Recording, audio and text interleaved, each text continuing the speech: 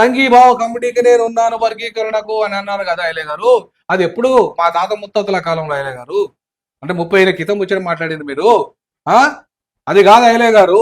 ఇప్పటికీ పార్లమెంటుతో పని లేదని చెప్పి సుప్రీంకోర్టు కూడా చెప్పింది కదా అయ్యలే గారు. ఏం బీజేపీని మన చట్టం చేద్దని సుప్రీంకోర్టు ఏమైనా చెప్పిందా? ఎందుకు చేస్తలేదు మరి? మా మోడీ ఎందుకు చేస్తలేడు?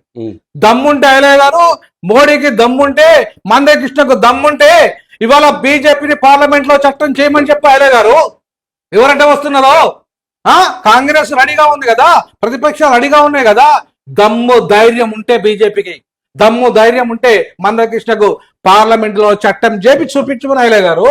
అప్పుడు నువ్వు యూపీఎస్సీ గురించి మాట్లాడు. నువ్వు గాని నీ శిష్యుడైన మందకృష్ణ గాని ఇప్పుడు నువ్వు ఇండైరెక్ట్ గా సపోర్ట్ చేస్తున్నా ఇజ్రాయెల్, నువ్వు డైరెక్ట్ గా సపోర్ట్ చేస్తున్నా ఇజ్రాయెల్, డైరెక్ట్ గా సపోర్ట్ చేస్తున్నా ఇండియా, అట్లాగే అమెరికా డైరెక్ట్ గా నువ్వు సపోర్ట్ చేస్తున్నావు. అమెరికా అంతా కూడా ఎవరి అండి?